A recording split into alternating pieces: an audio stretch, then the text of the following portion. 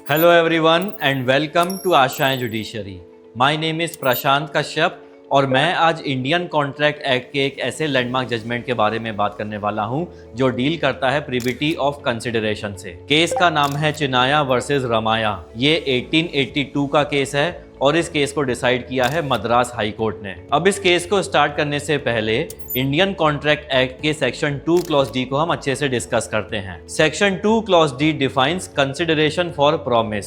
So consideration for promise क्या होता है? When at the desire of the promisor the promisee or any other person has done or abstained from doing anything or does or abstains from doing anything or promises to do or abstains from doing something. Such an act, abstinence और promise is called consideration of promise। इसका मतलब ये है कि जब promiser के कहने पर प्रॉमिसी ने या किसी और पर्सन ने कोई एक्ट कर दिया है या कोई एक्ट करने से रुक गया है या कोई एक्ट कर रहा है या एक्ट करने से रुक रहा है या फ्यूचर में कोई एक्ट करने या नहीं करने के लिए प्रॉमिस कर रहा है, तो ये जो एक्ट करना, रुकना या प्रॉमिस करना कंसिडरेशन होता है। सो ये है कंसिडरेशन फॉर प्रॉमिस। अब देखते हैं कि इस केस में क्या हुआ था। एक ओल्ड लेडी ने अपनी प्रॉपर्टी अपनी डॉटर यानी कि डिफेंडेंट को गिफ्ट कर दी थी through a registered gift deed. अब इस गिफ्ट डीड में एक कंडीशन थी। कंडीशन ये थी कि जो डिफेंडेंट है उसको ओल्ड लेडी की जो सिस्टर है यानी कि जो प्लेंटिफ है उसको एनुअली 653 रुपीज पे करना है। सो डिफेंडेंट ने इस कंडीशन को एक्सेप्ट कर लिया था and she agrees to pay the sum of money to the plaintiff. फिर ओल्ड लेडी की डेथ हो जाती है और जो डिफेंडेंट है वो प्लेंटिफ को अमाउंट देने से रिफ्यूज कर देती है यानी कि मना कर देती है। तो प्लेंटिफ ने यहाँ पे सूट फाइल कर दिया अपना अमाउंट रिकवर करने के लिए। ये है इस केस के पूरे फैक्ट्स। अब देखते हैं इस केस का लीगल इशू क्या है। लीगल इशू ये है whether a stranger to a consideration in a contract can sue and recover subsequent amount or not। अब देखते हैं इस केस का जजमेंट क्या है। मद्रास हाई कोर्ट यहाँ पे डिसीजन पास कर देती है in the favour of plaintiff.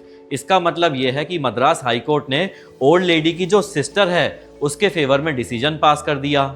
Madras high court ने यह कहा कि जो ओल्ड लेडी की जो डॉटर थी उसने जब ये गिफ्ट को एक्सेप्ट किया था तो ये गिफ्ट के साथ में जो भी कंडीशंस अटैच्ड थी उस कंडीशन को ये इग्नोर नहीं कर सकती है। फिर मद्रास हाई कोर्ट ने इंडियन कॉन्ट्रैक्ट एक्ट के सेक्शन 2 क्लॉज डी को इंटरप्रेट किया और ये कहा कि जो कंसिडरेशन है ये कोई भी पर्सन दे सकता है and not necessarily by the promisee. और फिर मद्रास हाई कोर्ट ने कहा कि ये जो कॉन्ट्रैक्ट है ये एक एनफोर्सिएबल कॉन्ट्रैक्ट है।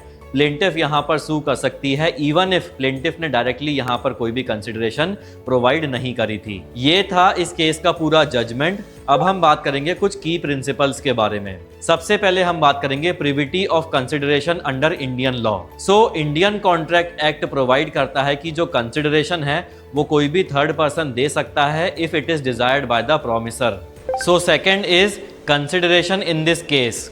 ये जो कंडीशन इम्पोज करी थी ये प्रॉमिसर की डिज़ायर पर कंडीशन इम्पोज करी थी और जो प्लेंटिफ है इवन दो प्लेंटिफ ने डायरेक्टली कोई भी कंसिडरेशन मूव नहीं करी है बट ये जो कॉन्ट्रैक्ट है ये एक वैलिड कॉन्ट्रैक्ट है as per section 2 clause D under the Indian contract act. यहाँ पर हमारा जो लैंडमार्क जजमेंट है चिनाया वर्सेस रमाया ये कंप्लीट हो गया है। और ऐसे ही अमेजिंग केस लॉस के लिए और लीगल अपडेट के लिए डू फॉलो आशाएं जुडिशरी।